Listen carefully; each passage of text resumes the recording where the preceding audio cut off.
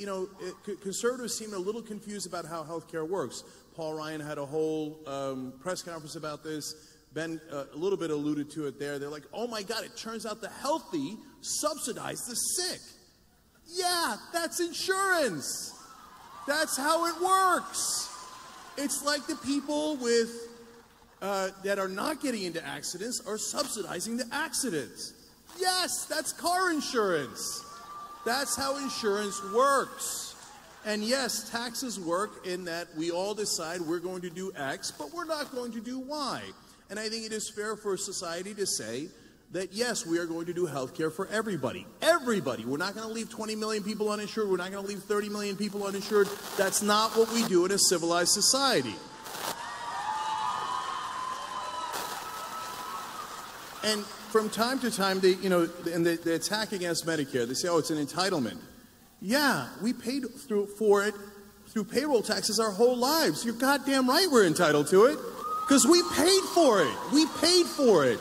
And so when you take out the middlemen of the insurance companies that put their profits in there, that put their marketing in there, that put their lobbyist money in there, that means more savings for Americans. And so finally, the idea that it can't be done is preposterous, since every other Western developed country does some version of single payer. It obviously can be done, and it is done at lower rates and better coverage. So let me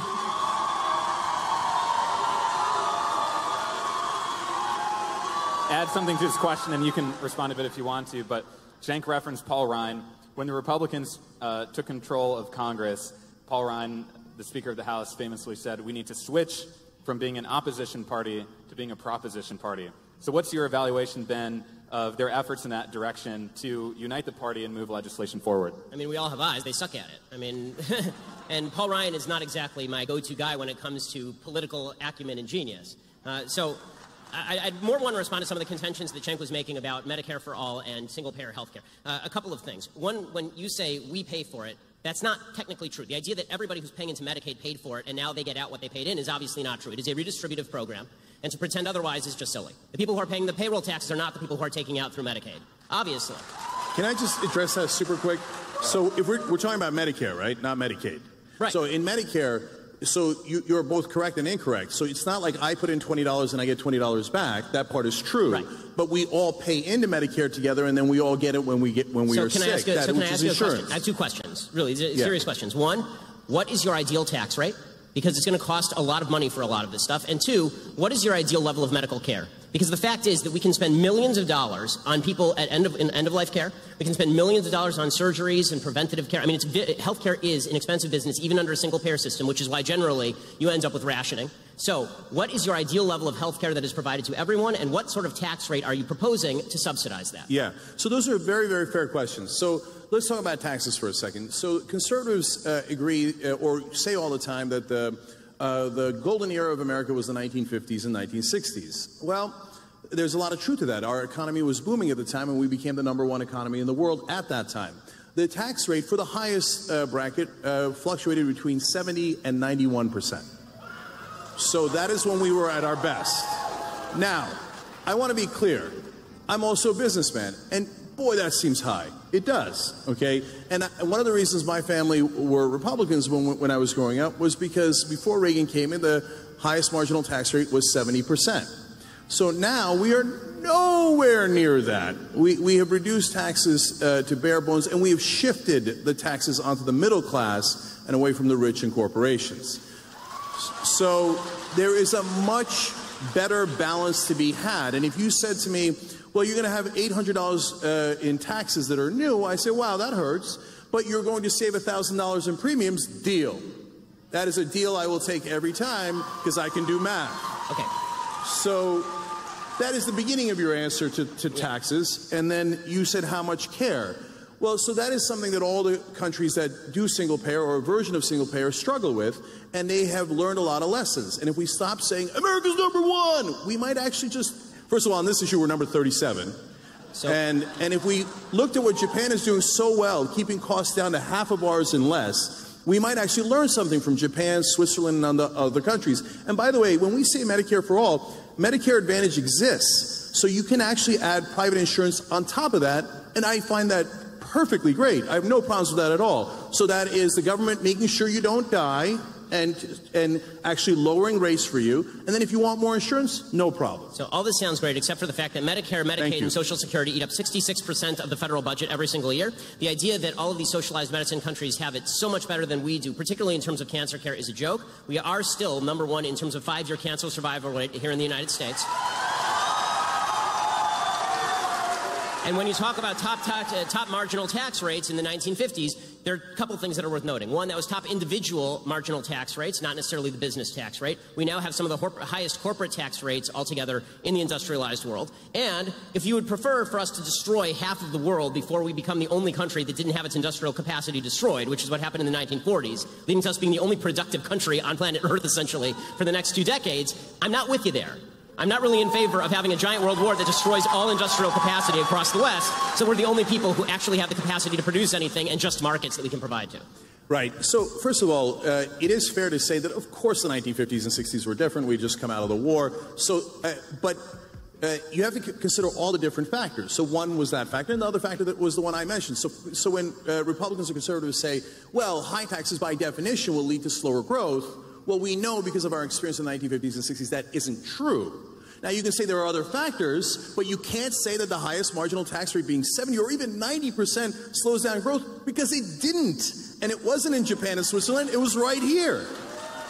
And by the way, as a guy who grew up Republican, I was surprised by that too. I was surprised that Finland's system of non-competition in schools worked, but it does. So we have to be open to facts and understand. So, and on the issue of where we're good and not good in healthcare, sure, there are different areas where we excel. But, Ben, honestly, you're cherry-picking there one particular area that we're good.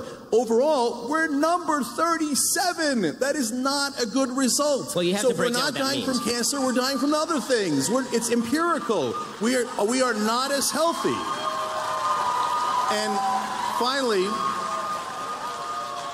And finally, this idea that corporations are paying the highest tax rate is both, again, true and untrue. The part that is true is, hey, there's a rate of 35%. The part that's not true is they don't actually pay that. There is giant loopholes. And they've got $2 trillion sitting offshore, and they won't bring it in. And the reality is that if you look at the taxes from the 1950s, corporations used to pay about a third of our taxes, about 33% of the taxes overall. So they did their fair share, and that is fair. I don't want them paying all of it, but I want them paying a reasonable amount. Now, the share that corporations pay of taxes is down to 10%. You see what they did there? They did wealth redistribution. They took your wealth and redistributed it to them. Okay. Jen, I'll let you respond to that. Yeah, one more quick point, and then Sure. I'll be done with this, because we can do healthcare for 8 hours here. But two things. One, I'd like to know which tax deduction, when people say tax loopholes, a tax loophole is just a tax deduction that's available to everyone, and some people take advantage of it and some people don't. I can't take advantage of certain corporate tax deductions because my business isn't in those businesses, for example. I'm sort of with you in the sense that I'm not in favor of tax deductions. I'm in favor of a lower tax rate and get rid of a lot of the tax deductions, because I think that it's ridiculous that we have people gaming the system. That said, I'd like to know which tax deductions you'd like to do away with. And I'd like to know also, when you say that corporations pay 10% of the taxes, right, and individuals pay the other 90%, okay, so that means the taxes are still getting paid to a higher rate than we ever have in our history in terms of the tax revenue to the government. The amount of tax revenue to the government right now is trillions of dollars every year. And final point here. You elided this question by saying we can learn stuff from Japan. The standard of care is the entire question when it comes to single-payer health care. That is the entire thing. If people felt like they were going to get the same access to care in a single-payer healthcare system as they did in a system where they can pay their own way, then we would have no controversy here. But the fact is that rationing is mandated as soon as you start having the government run the healthcare system and decide what level of care people get. So I don't want anyone deciding what level of care that I can get. I don't want anyone else to. They don't care about me. They don't know my child's name. They don't know my name. All they know is how much I cost. I mean, Ezekiel Emanuel's at least honest about this. Ezekiel Emanuel comes out and says, listen, I want to die at 70, right? I want to die at 80. That's fine with me. I'd rather die at that. Well, that's good for him. But if I don't want to die at 80, or I don't want my father to die at 80, it's none of his damn business.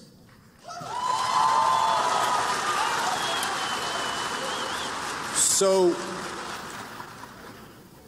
So when you say tax revenue is at its highest point, now you know that that's misleading because everything economically is at its highest point, meaning that we have a lot more people in the country than we did in the 1950s and 60s, so hence we are collecting more overall taxes. But the reality is, as a percentage, it is clearly down. The top bracket now is around 39%. It used to be at 91%.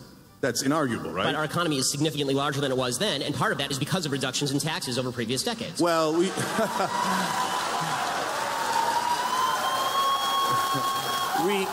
tried supply-side economics. Hey, Kansas, how's that working out for you? So there's this myth that... It's working out for you. Your business is doing great. Okay, yeah. Well, we just had 8 years of Obama.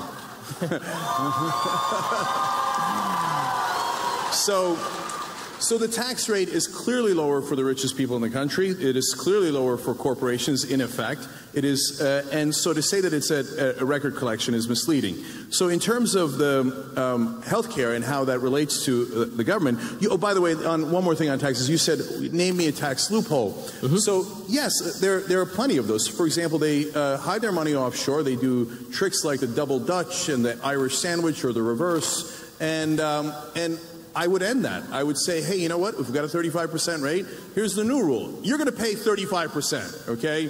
And you're not allowed to hide your money. I don't care if it's in the Cayman Islands. We're going to make that illegal, Mitt Romney. We're going to make it illegal, okay? And so then every once in a while they do a tax holiday. Well, that must be nice. You remember when you got a tax holiday? I don't remember getting a tax holiday. No, that's only for corporations who bribe politicians.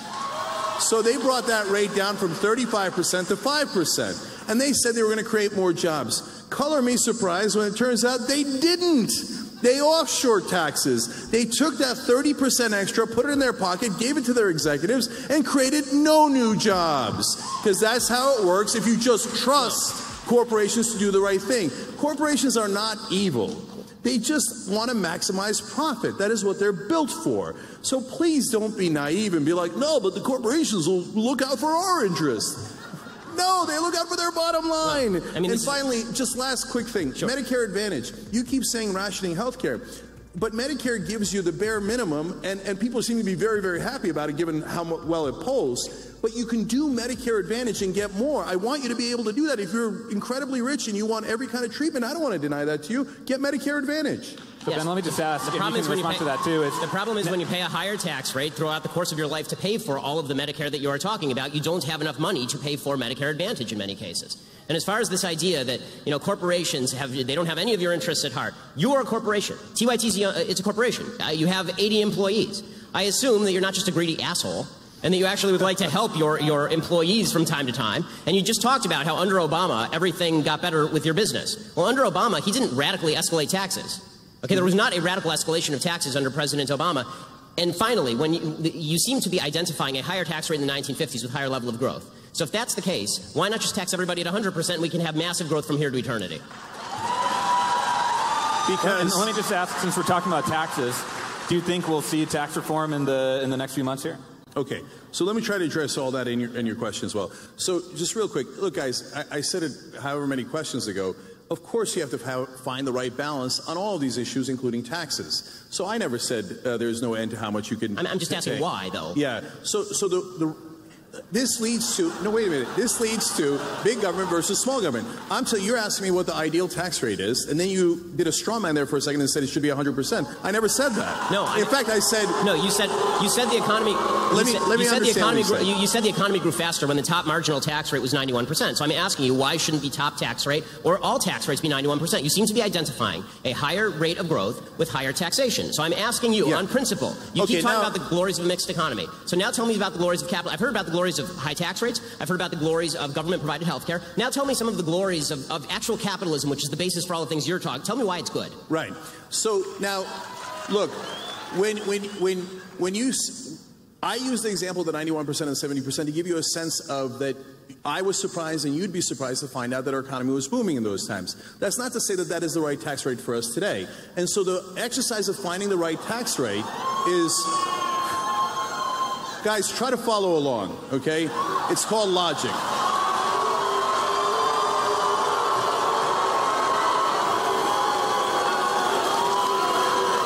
So It would be preposterous to set the tax rate at 0. It would be preposterous to set it at 100%. Giờ chúng ta coi cái bài tiếp theo này, nó là bài số bao nhiêu đây? Qua bài tiếp theo là bài, nãy là bài số mấy rồi? Bài số 6 xong rồi phải không? Bạn chờ thầy chút ha. Rồi bây giờ chúng ta tới bài số 6 luôn ha. Tới bài số 6 nha. Một vật thực hiện dao động điều hòa với phương trình như màn hình của các em quan sát nè. Xác định biên độ và pha ban đầu của dao động là bao nhiêu? Đúng không ạ? Biên độ là chữ A, pha ban đầu là chữ phi. Như vậy bây giờ chúng ta so sánh với phương trình tổng quát x bằng A cos của omega t cộng phi. Nhìn vào đây chúng ta thấy biên độ A nó bằng là 10 cm. Pha ban đầu là chữ phi, anh này không có thì coi như nó là bằng 0. Đúng chưa? Hai omega của các bạn là bằng 2pi nè, t nè. Còn phi nó không có thì coi như bằng 0. Như vậy pha nó bằng 0, pha ban đầu bằng 0. Đúng không? Đó là câu A. Bây giờ câu B. Tìm pha của dao động tại thời điểm 2,5 giây. Như vậy các bạn thế t bằng 2,5 giây vào cái hàng này nè là xong. Như vậy chúng ta có pha dao động, các bạn trả lời nha. Pha dao động tại thời điểm 2,5 giây là, các bạn thế vào 2pi nhân t là 2,5. 2,5 là 5/2 đó các bạn. 2 với 2 đơn giản hết, như vậy chỉ còn 5pi. Đơn vị của góc này là radian, đúng không ạ? Các bạn lưu ý chỗ này cho thầy nha. Pha dao động là cái góc thì có đơn vị là radian. Câu C. Tọa độ của chất điểm tại thời điểm 10 giây. Thì các bạn thế 10 giây vào nguyên cái phương trình ly độ này thế thôi. Chúng ta có x10 nè,